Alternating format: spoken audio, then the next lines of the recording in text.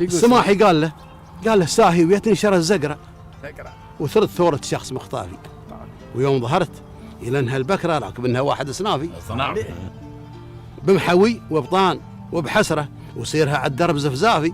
قلت هذا من قضي وطرة، وين هذا الشخص يا لافي؟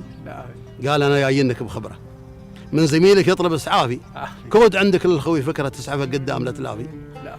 قلت خبرني عن القدرة من علومك عطني الصافي. قال ابو سلطان به نظرة يطري مخيط. نعم قال ابو سلطان به نظرة من الغضيب وعقد غريافي.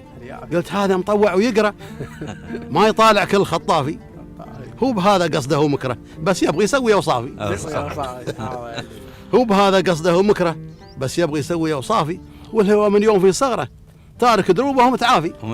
هذا ما عليك الا سؤال. نعم ولا انا بارد ما حقره على القدم بمشي بفزع ولو حافي.